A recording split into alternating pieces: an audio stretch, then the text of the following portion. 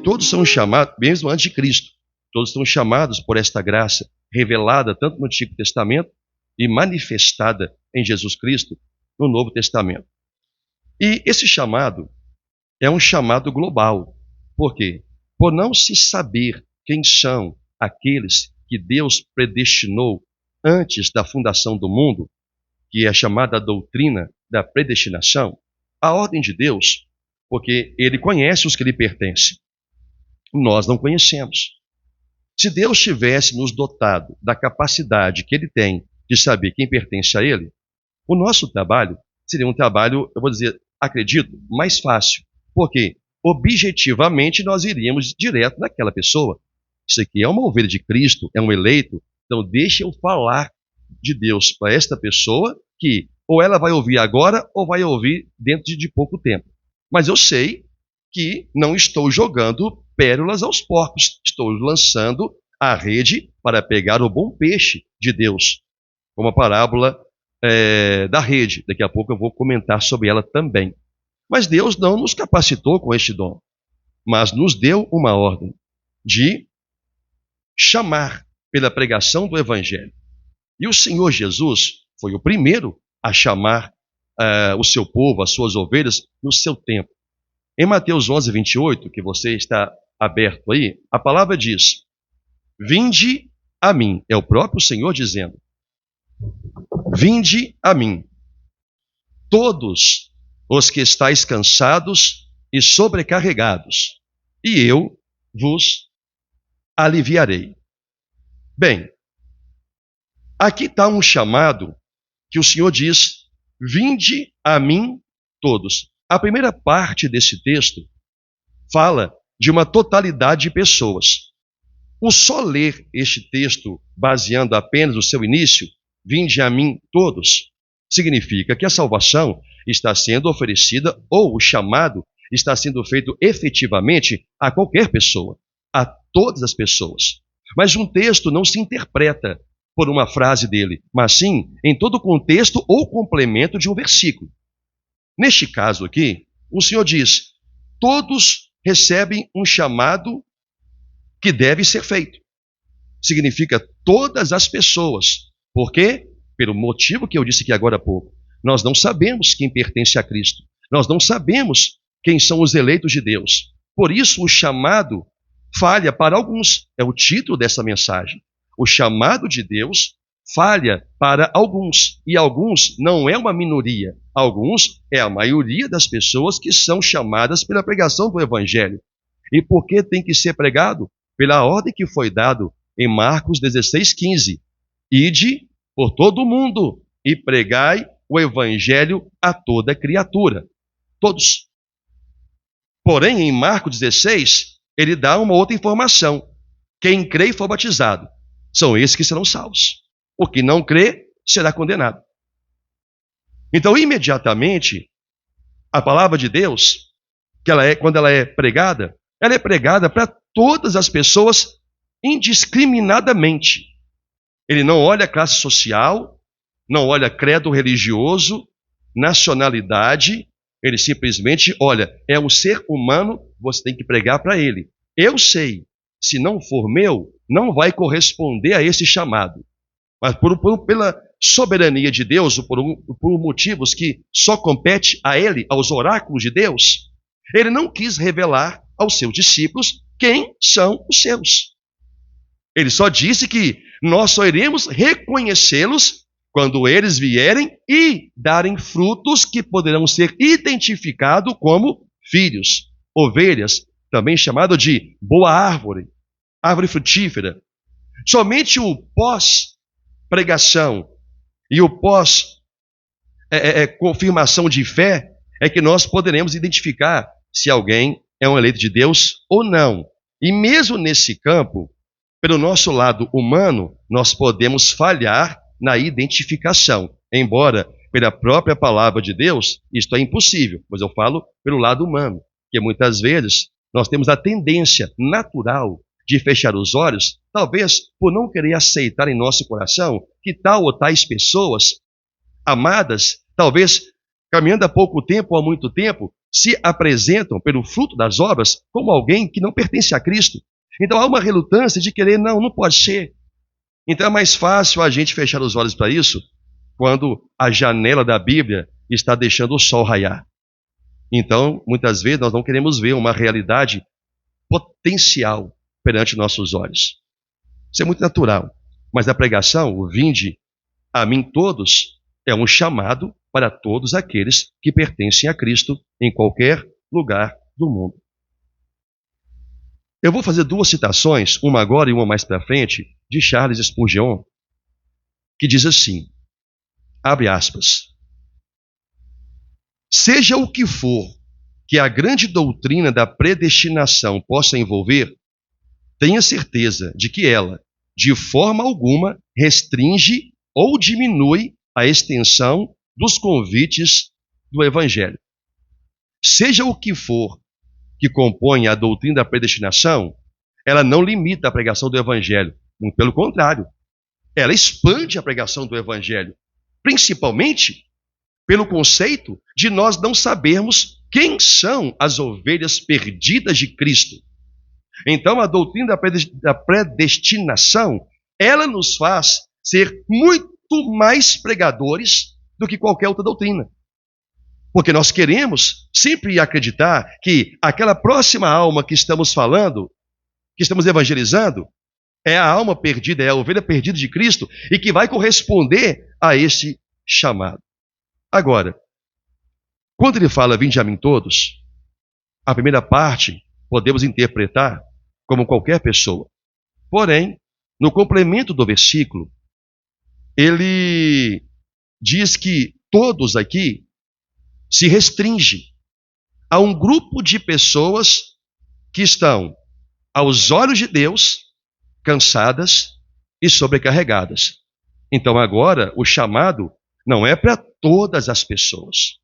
O chamado agora é para um grupo de pessoas que estão cansadas e que estão sobrecarregadas. Agora ele deu, como dizemos aqui no dito popular, ele deu nome aos bois. Senhor, é qualquer pessoa que nós temos que pregar e que vão vir, é qualquer pessoa que temos que pregar? Sim. Mas são todas que virão até o Senhor? Não. Quem virá até o Senhor?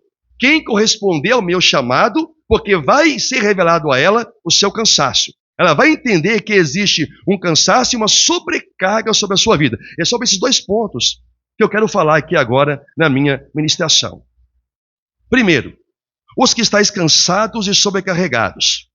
Embora o chamado de Deus seja como um pescador que lança uma rede. A pregação do Evangelho é isto. É como um pescador que lança uma rede no lago, no mar ou no rio, na expectativa de que quando puxar a rede, venham ali muitos peixes. É como a parábola, como eu disse, a parábola da rede. Está escrito em Mateus 13, 47 ao 50. Eu vou ler para você. Diz assim: o reino de Deus, Mateus 13, 47 ao 50. O reino dos céus é ainda semelhante a uma rede que, lançada ao mar, recolhe peixes de toda espécie. Entenda, peixe de toda espécie. Isso aqui não é uma palavra meramente colocada. Jesus está explicando o que acontece quando se prega o Evangelho. Toda espécie, tipo de pessoa vem naquela rede que é lançada, na pregação do Evangelho. E quando já está cheia, versículo 48, os pescadores arrastam-na para a praia e, assentados, escolhem os bons para os cestos e os ruins deitam fora. Assim será a consumação dos séculos. Sairão os anjos e separarão os maus dentre os justos, e os lançarão na fornalha acesa. Ali haverá choro e ranger de dentes. Aqui está enfatizando o que é a pregação do Evangelho. É como um pescador que lança uma rede ao mar, e todo tipo de peixe vem ali. Quando prega o Evangelho, todo tipo de pessoa atende primeiramente ao chamado do Evangelho. Não que está sendo chamado por Cristo, mas em meio àquela pregação evangelística, algumas almas por alguma questão de entender que podem buscar algum benefício ali oferecido com aquela pregação, elas também se encaminham para dentro da igreja. É a rede. Quando chegam na igreja, o Senhor dá um exemplo que agora o pescador fala o seguinte: tendo pego os peixes, ele começa agora a separar. Quem são os bons peixes? E quem é todo tipo que não era para estar aqui na rede? Porque todo pescador, quando vai pescar, profissional, ele sabe que tipo de peixe ele quer pegar. Ele não pega qualquer tipo de peixe. Pescadores de final de semana, tudo que vier na rede é peixe, não é assim? Se aparecer uma tartaruga ali, ele já faz a festa. Se aparecer lá uma enguia, para ele é peixe. Ou qualquer outro bicho. Desde que dê para comer, está valendo. Mas para um pescador profissional, só serve os peixes que o comércio aceita. Assim para o reino de Deus. Só serve as almas que Deus aceita, chamado de ovelhas, seus filhos, seus eleitos. Mas a rede é lançada. E no fim, os anjos do Senhor começam a separar quem é o joio, quem é o trigo, quem são os peixes de Deus e quem são os que vieram sem pertencer, sem que Deus quisesse trazer. E neste momento são lançados cada um no seu devido lugar. Os peixes, os filhos de Deus, simbolizando aqui os peixes do cesto, vão vir para Cristo, e os que não são serão lançados fora. Assim é a pregação do Evangelho. Então, quando falamos, vinde a mim todos, todos efetivamente está incluindo qualquer tipo de pessoa. Elas vêm para a igreja. Mas aqueles que estão cansados, sobrecarregados, o Senhor diz: eu vos aliviarei. Então a primeira informação que eu vou trazer aqui é a última. Eu vos aliviarei. Que significa o quê? Quem pode trazer alívio para uma alma que está cansada, que está sobrecarregada? É somente Jesus. É Ele que fez a promessa. Eu os aliviarei. Não, os meus servos em meu nome irá vos aliviar. Ele diz que os servos em seu nome pregarão o evangelho, falarão novas línguas, pegarão em serpentes, se alguma coisa mortífera beberem não lhes fará mal, impor as mãos sobre enfermos ficarão curados, e isto em nome do Senhor. Mas trazer alívio para uma alma, só Jesus Cristo diz: eu vos aliviarei.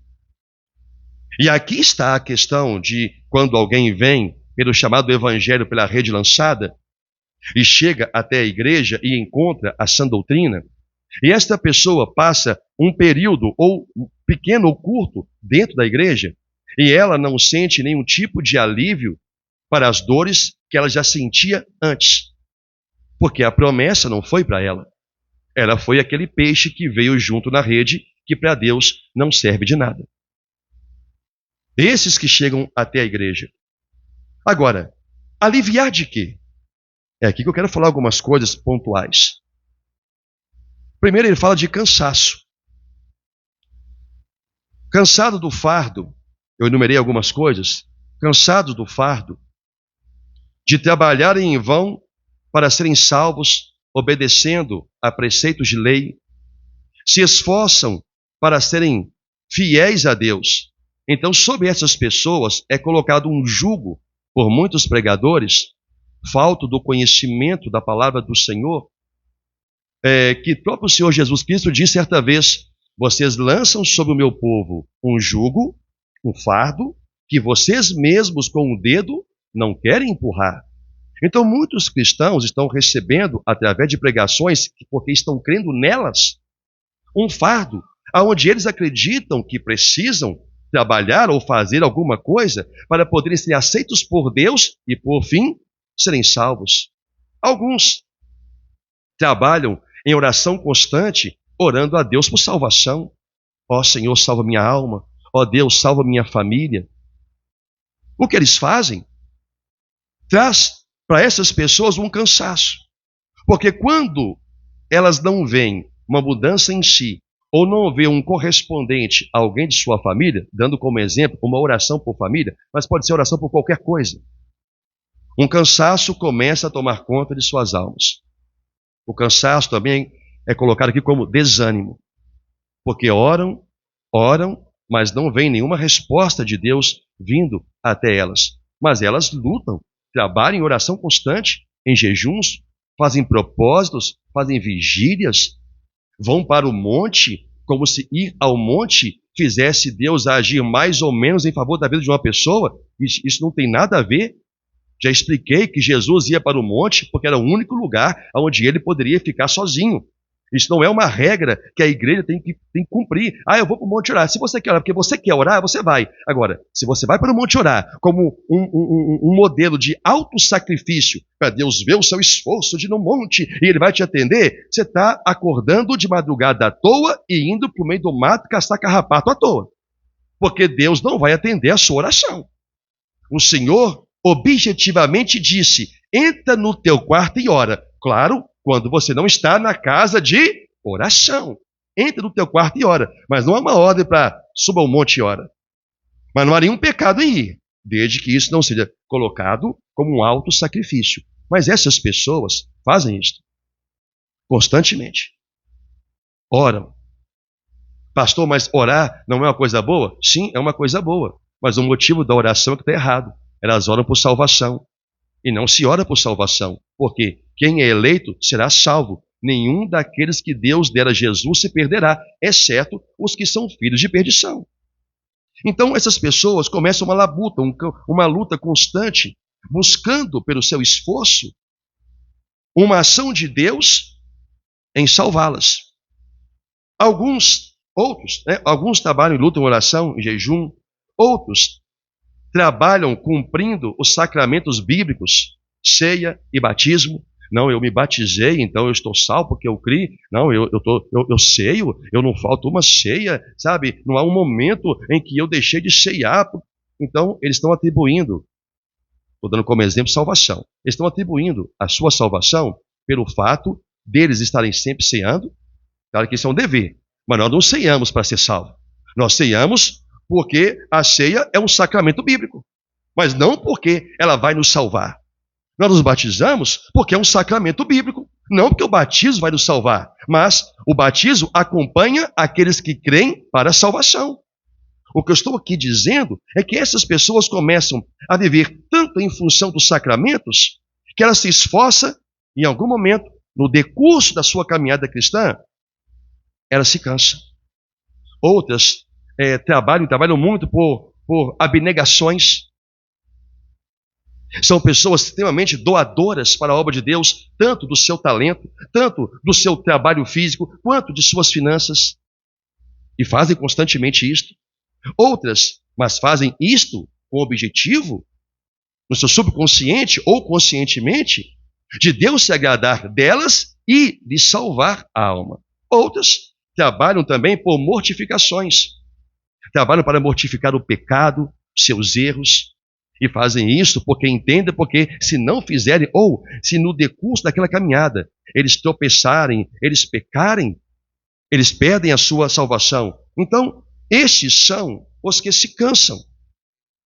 Se cansam de tanto fazer algum tipo de obra que pensam vai trazer uma mudança em Deus para poder salvá-los. Essas pessoas, elas são muito frequentes dentro da igreja. Posso dizer que uma parte dessas pessoas trabalham desta forma porque não conseguiram ainda chegar até Cristo para receber o descanso. Outras fazem parte daqueles peixes que não prestam para nada na rede do pescador. Elas vão fazer tudo isto e não vão conseguir absolutamente nada. Mas o outro grupo contido neste mesmo, que fazem todos esses trabalhos com intenção de Deus poder salvá-los, é aqueles que até podem ser das ovelhas de Cristo, mas ainda não receberam o alívio, e eu vos aliviarei. Por quê? Porque ainda não compreenderam que Cristo é quem produz isso quando esta pessoa passa a crer nele, como diz as Escrituras. Então, essas obras, embora sejam até bíblicas, orar, jejuar, trabalhar, participar dos sacramentos bíblicos, abnegações de coisas, mortificar o pecado, tudo isso está na Bíblia e faz parte do cristianismo e é essencial. Porém, os que entram no descanso de Deus, eles já fazem estas coisas porque estão lá. O outro grupo fazem estas coisas para entrarem lá. E não é assim. Não é pelas obras que nós vamos entrar no descanso de Deus. Este grupo que eu estou aqui mencionando, pensam que vão receber o alívio do Senhor e entrar no seu descanso por essas obras que fazem. Mas os que entram pela fé em Jesus Cristo, eles passam a ter esta mesma obra. Mas não é as obras que os levaram ao descanso. Foi a sua fé em Jesus Cristo, a sua fé na doutrina, a sua fé na palavra. É isso que lhes levou a Cristo e Jesus disse: agora eu vos aliviarei. Um outro grupo daqueles que ele chama de vinde a mim todos, primeiro é o grupo dos cansados, que mencionei aqui sucintamente alguns pontos. O outro é o grupo dos sobrecarregados. Agora é um outro grupo de pessoas. Então nós encontramos na igreja os que estão sobrecarregados de culpa. Culpa do passado. Sobrecarga, o que é uma sobrecarga? É algo que está sobre os seus ombros, além do que você pode suportar. Se houver aqui muitos equipamentos de som ligados, equipamentos elétricos ligados, a depender da estrutura do quadro, da chave, de energia que tem ali, há uma sobrecarga e a chave desaba. Por quê? Ela não aguenta tanta sobrecarga, tanta carga extra que foi colocada sobre ela. Assim também é a alma de um homem. Quando ele tem uma carga de problemas emocionais, psicológicos, de culpa, de pecado que vem sobre ele, isto é muito mais do que ele suporta. Então, o primeiro grupo que encontramos são aqueles cujos pecados do passado e cujas culpas, tanto do passado quanto do presente, ainda são um peso para si. E quantos são os cristãos que ainda não receberam o alívio de Cristo?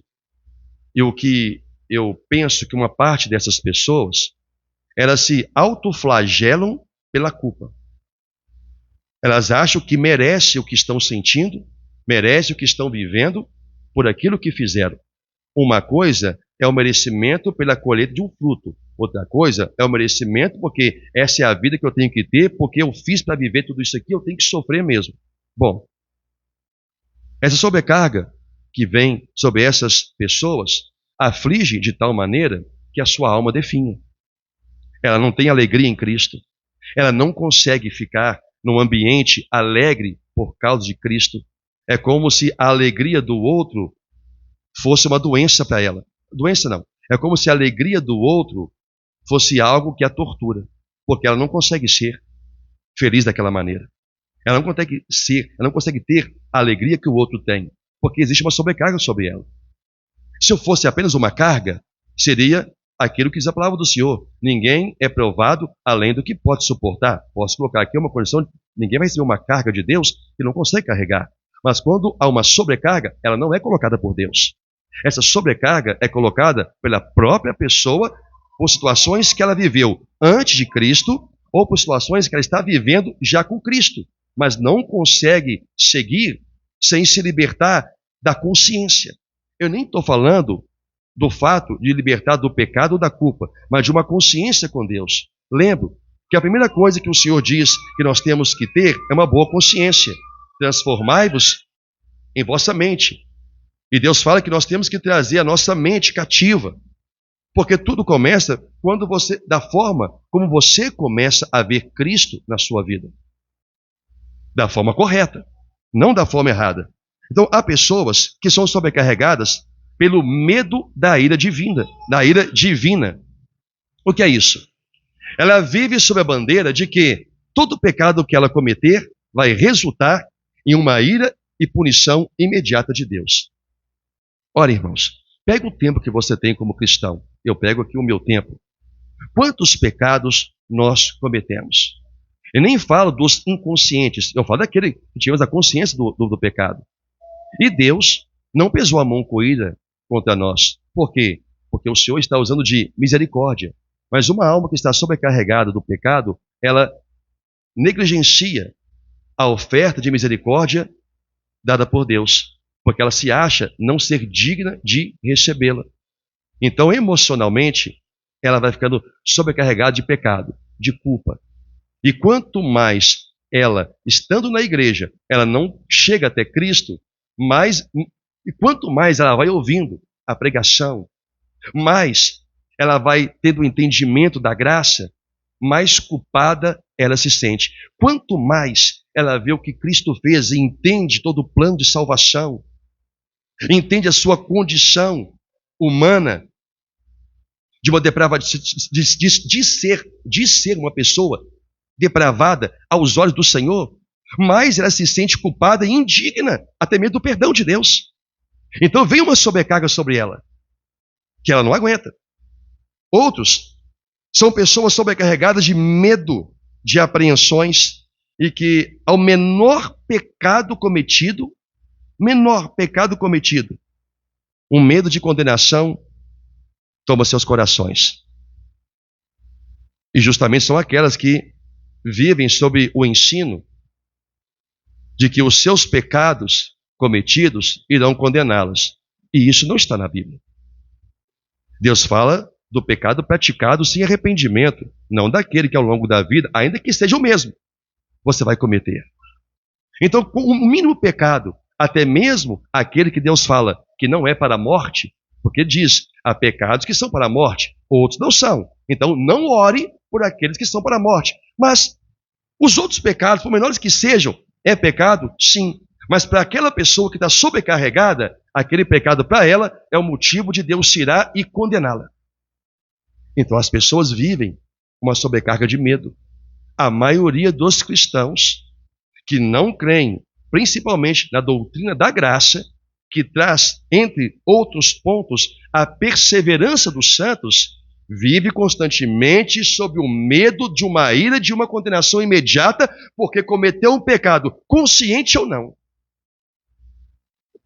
Porque elas não chegaram até Cristo. Então existe um cansaço, existe uma sobrecarga sobre ela. Outros são sobrecarregados pelo medo das decepções e por isso se recusam a servir a Deus. Também isto. Outros vivem sobrecarregados de medo de decepcionar pessoas ou a si mesmas perante Deus. Então é mais fácil não fazer nada, porque não terei motivos para dar para ser culpado de uma falha.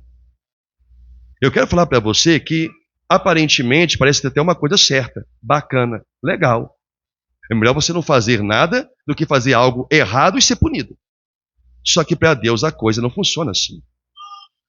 Existe uma parábola em Mateus, a parábola dos talentos, em Mateus 24 e 25. Eu vou mencionar apenas um talento.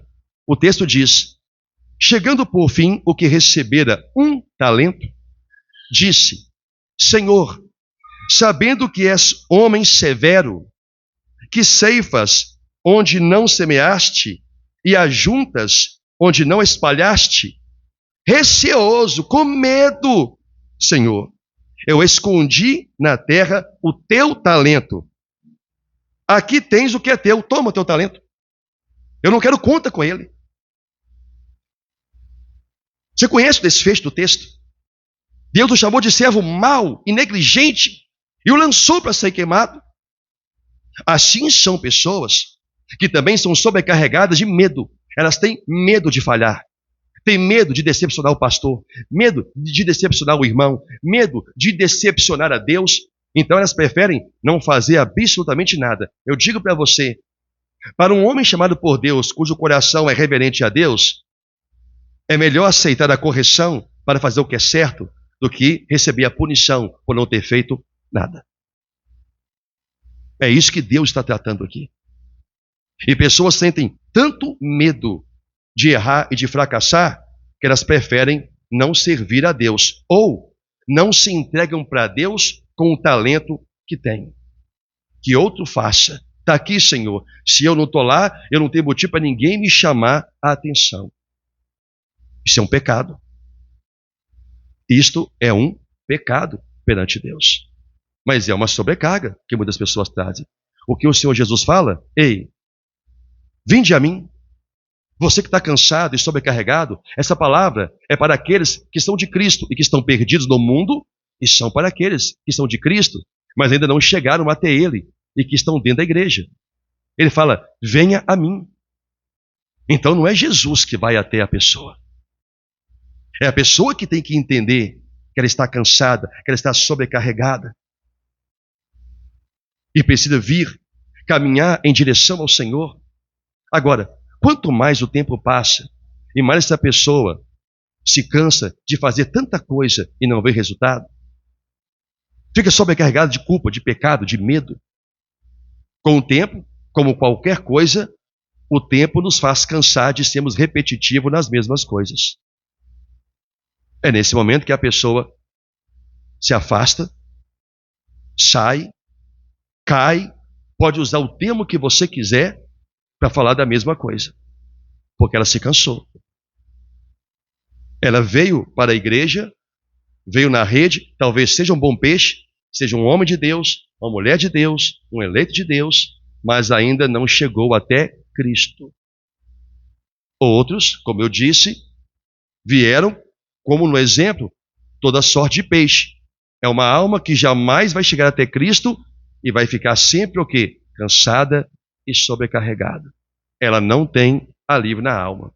Agora, aos chamados que encontram Jesus, diz o Senhor, Isaías 41, versículo 10, não temas, porque eu sou contigo. Não te assombres, porque eu sou teu Deus. Eu te fortaleço, te ajudo e te sustento com a minha destra fiel. Então, olhe a promessa que está sendo feita para aqueles que são chamados e encontram Jesus. Não é simplesmente Jesus trazer o alívio. A primeira obra é o alívio. É tirar a culpa, é perdoar pecados, é lançar fora todo o medo. Agora, há uma outra promessa que veio do antigo profeta Isaías dizendo, eu sou o teu Deus, eu te ajudo, não tenha medo, não se assombre. Eu te fortaleço, eu te sustento. Isso vale uma outra pregação que não é aqui agora. Eu quero usar esse texto apenas para que eu quero exemplificar. Então, esta promessa aqui, eu vou dizer as mesmas palavras exatas de Charles Spurgeon. O meu coração lamenta que esta promessa não pertença a alguns de vocês, porque não são de Cristo. E isso é uma coisa lamentável, porque em toda a igreja as pessoas ouvem a promessa, mas as promessas não são para todos, porque nem todos são de Cristo.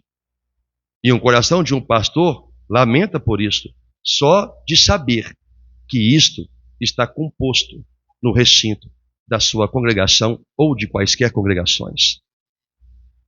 Por mais que alguém possa declarar um amor por Deus, essa pessoa jamais chegou à sua presença para receber primeiro o alívio, segundo, receber as promessas. Agora, olha o que o autor de Hebreus, eu gostaria que você lesse Hebreus capítulo 4, diz.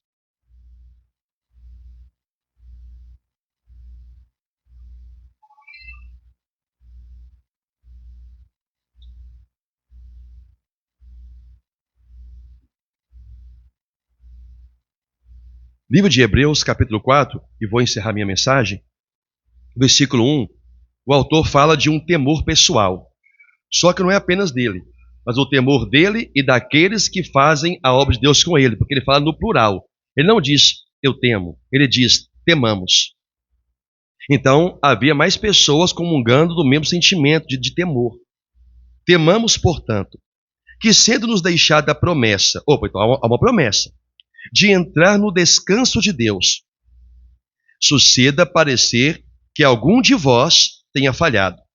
Agora ele vai explicar o porquê. Porque também a nós foram anunciadas boas novas, foi feita a pregação do Evangelho, foi lançada a rede da pregação, a rede da palavra de Deus. Compreende isso aqui? Foi lançada a rede. A nós também foram anunciadas boas novas, como se deu com eles. Com eles quem? com aqueles que parece que não vão entrar nesse descanso, que não vão receber o alívio de seus cansaços e sobrecargas, perdão, não vão entrar no descanso de Deus. Parece que não vão. Por quê? Porque também a nós foram anunciadas as boas novas, como se deu com eles. Mas a palavra que ouviram não lhes aproveitou, visto não ter sido acompanhada pela fé naqueles que a ouviram. Mas como que este autor identificou uma ausência de fé nos ouvintes? Por aquilo que eles não tinham a capacidade de corresponder, chamado ensino. Em uma igreja, todos ouvem o ensino, mas todos não são capazes de corresponder a ele.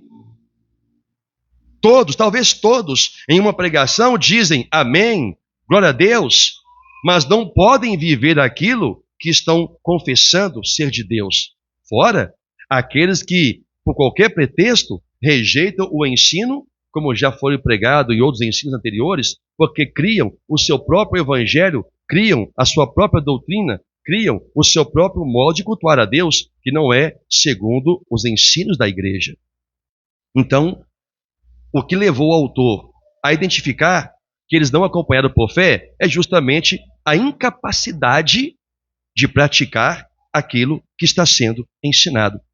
Agora, olha, ele envia a carta para a igreja dos Hebreus, e o texto está dizendo que essas pessoas não estão fora da igreja, elas estavam dentro da igreja. Dentro da igreja. Então, quando o autor soube de como alguns ou muitos não estavam correspondendo aos ensinos, ele disse, olha, eu não vou afirmar, mas eu tenho medo de que alguns de vocês estão falhando, de que vocês não foram chamados para isto, de que as promessas não são para vocês, eu tenho medo. E o medo aqui não é um medo de trazer consequência a quem prega, mas o medo de ver aquela alma não fazer parte das que vão ser salvas, mas sim das que vão sofrer a justiça da ira de Deus eternamente. Se você parar para pensar por um instante, o que é a justiça da ira, da condenação de Deus ao lago de fogo? De entender que se trata de eternidade e não de um tempo de sofrimento, mas algo eterno. Horrenda coisa, que traz medo, não no sentido de pavor, mas de horror, de saber que uma alma, uma vida, ouviu a pregação, mas a palavra do Senhor não foi para ela. Ela veio na rede da pregação, mas quando foi separada, ela não foi colocada no cesto, ela foi jogada fora. Não é nem de volta ao mar, é jogado fora. Ninguém que pesca no mar e leva o peixe para a praia, volta com o peixe para o mar. O peixe joga fora, descarta. Assim é uma alma que não pode corresponder ao chamado do Evangelho, que nunca experimentou o que é viver o alívio de suas culpas, de suas sobrecargas, de seus pecados. O pecado ainda é um grande peso sobre ela. Sabe por quê? Porque existem outros do passado que ainda não foram perdoados por Deus, porque não houve arrependimento. Eu ouvi uma frase, eu não sei se foi o pastor Marco que citou ela aqui, acho que foi em um dos cultos que ele ministrou. Acho que foi, você me confirma se foi. Diz mais ou menos assim, que o pecado, quando a pessoa ela comete o pecado é um peso sobre ela. Ela sente o peso. Ela chora, ela pede a Deus perdão, ela luta para poder mudar. Mas quando ela comete o pecado, e o pecado não é mais pesado, significa que ela está mergulhada nele. Assim é quando a gente entra na água. Você entra numa piscina, você mergulha, tem um peso chamado coluna d'água sobre você. Pesado. Mas se você pegar um balde e colocar sobre a sua cabeça, com menos de um minuto, você pede alguém para tirar ou você mesmo joga fora. Por quê? Você não aguenta que é pesado. Ora, mas é menos do que o volume de água que está sobre você. Só que dentro da piscina, ou da praia, do lagoa, dentro da piscina, a pessoa está mergulhada nas águas. Ela não sente o peso que está sobre ela. Mas quando ela está fora daquilo, e ela carrega um balde, o balde é pesado. Assim é o pecado. Quando alguém não está mergulhado no pecado, o simples pecado já dói. Ela chora. Ela pode até cometê-lo novamente. Enquanto ela estiver sentindo dor, não há mergulho. Mas quando o pecado se tornar comum, não traz nenhuma dor, nenhuma consequência para ela, ela está mergulhada nele. Ah, essas aí, pastor, são as que estão condenadas? Não. São condenadas as que morrerem nesta prática. Sempre haverá esperança para quem pratica o pecado, se até morrer houver um sincero e verdadeiro arrependimento no seu coração. Então, aqueles que não entram neste alívio, nesse descanso, são aqueles que não compreendem a doutrina, por melhor que ela possa ser pregada. Não compreendem a doutrina e, por isso, não aceitam vivê-la. Quem são estes? Estes sempre querem justificar a Deus suas faltas com Deus. Contestam o que não concordam quando se sentem feridos de alguma forma. Seja por uma pregação, que a pessoa muitas vezes acha que o pastor está falando objetivamente para ela. Seja num particular onde o pastor ou algum irmão a confronta em algum erro. Então, tais pessoas, elas têm uma justiça própria e vão até Deus para contestar, para justificar perante Deus suas faltas com Deus. Porque o diabo sempre mostra para elas que existe um entendimento de Deus por quaisquer coisas que elas não podem fazer. Qualquer coisa.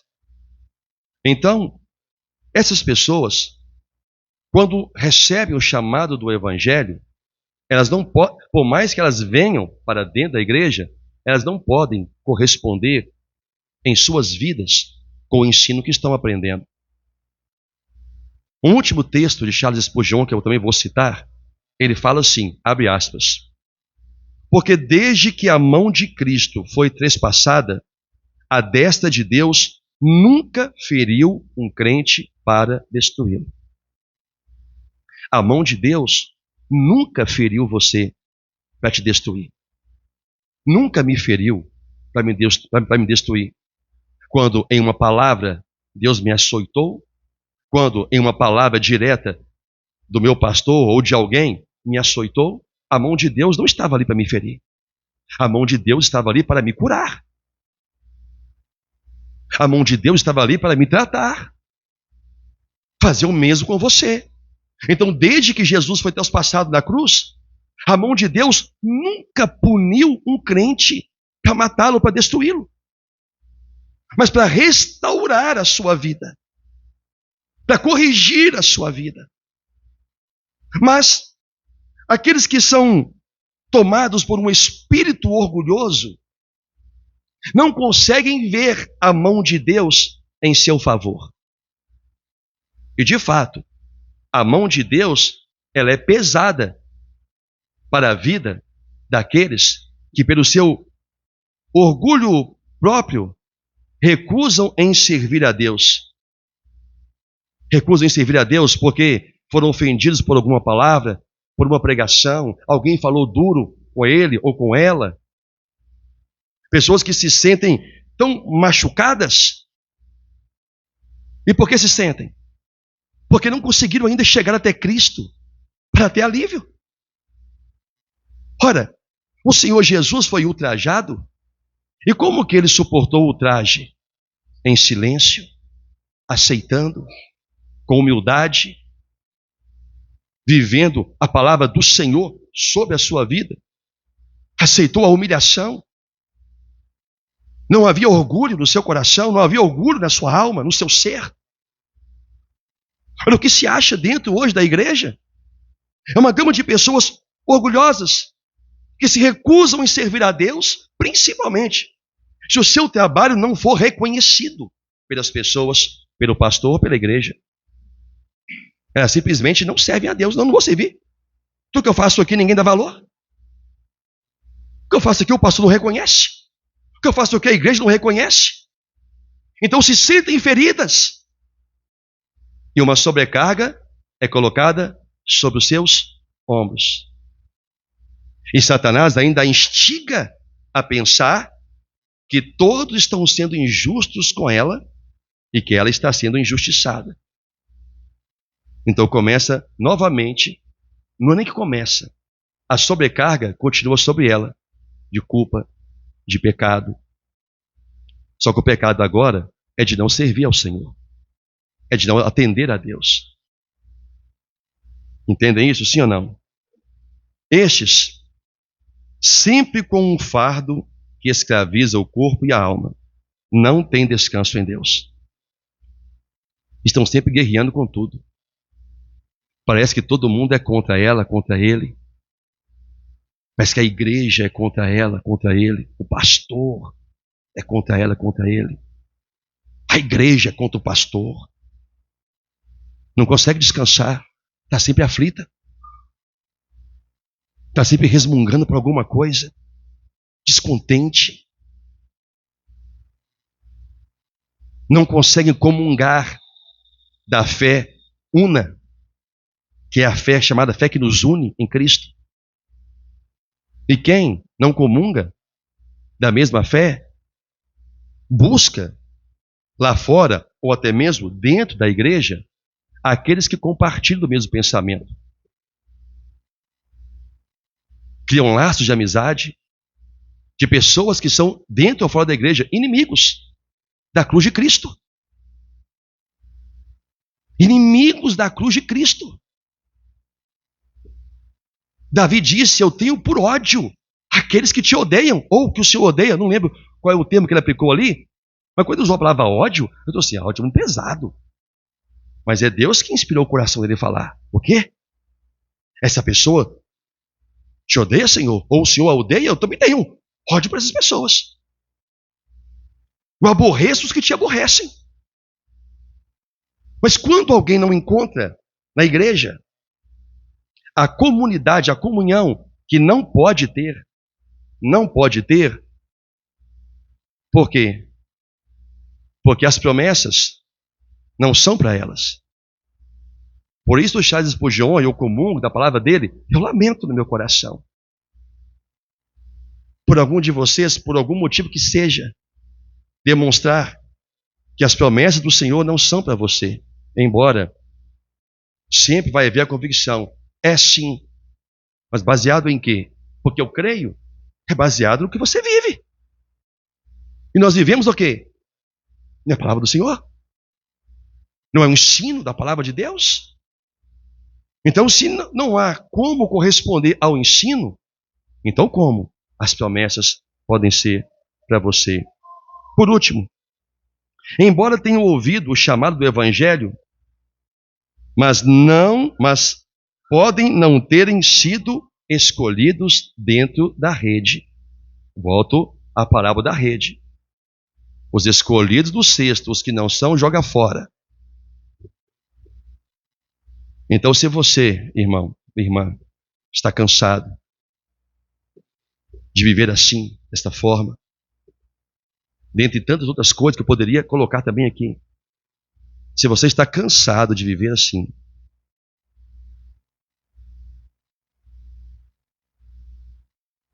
você precisa que Deus te encaminhe até Jesus. Porque você não pode chegar a Ele sozinho. Quando Ele fala, vinde a mim, você que está cansado, Ele está falando para aqueles que são eleitos, que Deus já trouxe. E só precisa se aproximar um pouco mais, no sentido de crer, viver, obedecer. Somente Ele pode cumprir a promessa que Ele mesmo disse: e eu vos aliviarei.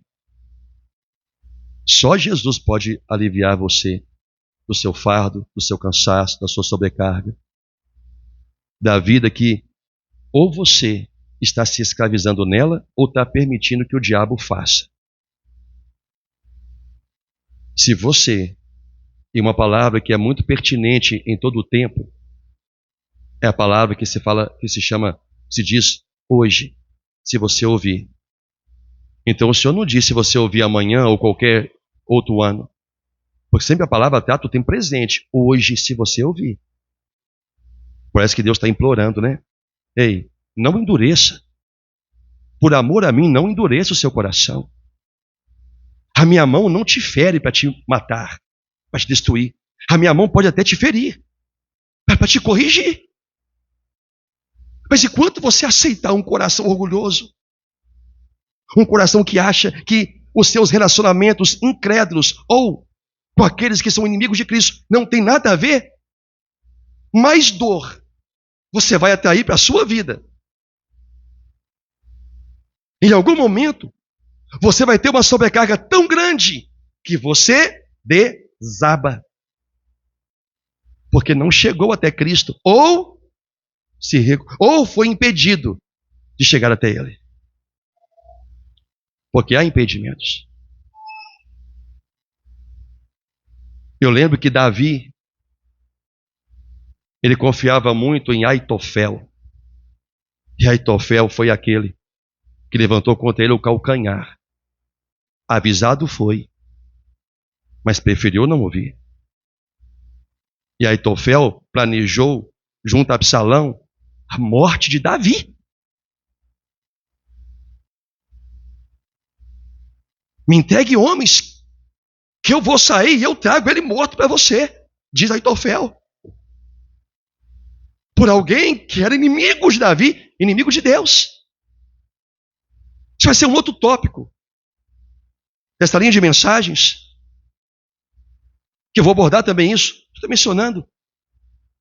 Toma cuidado. Dentro ou fora da igreja.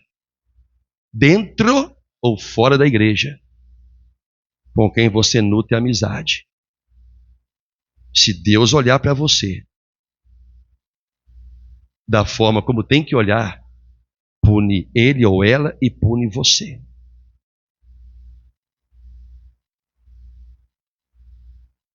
Seja livre.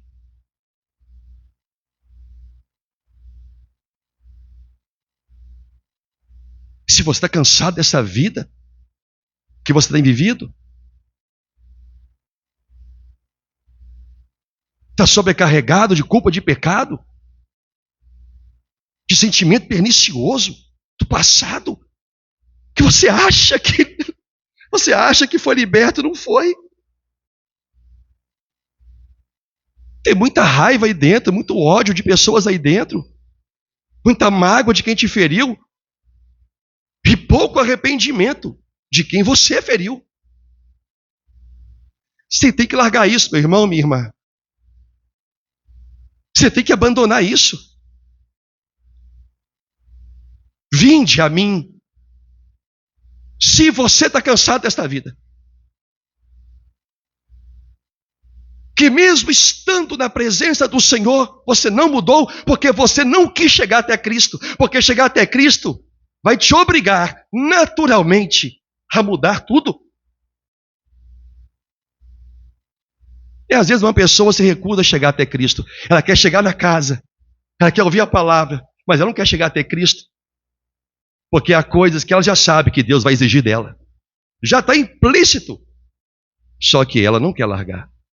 Eu não sei por que não.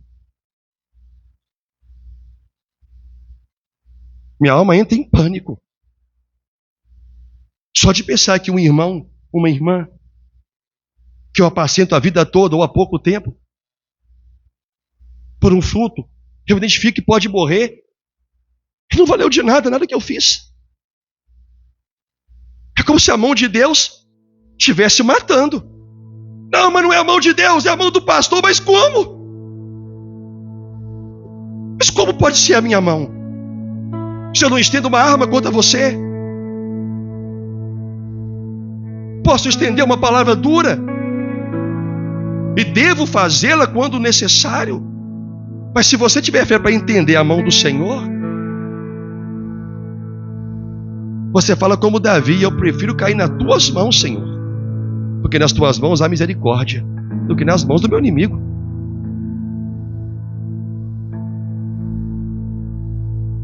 E eu vos aliviarei. O dia que muitos cristãos daqui, em outro lugar, chegar até Cristo e compreender esse alívio, vão ser pessoas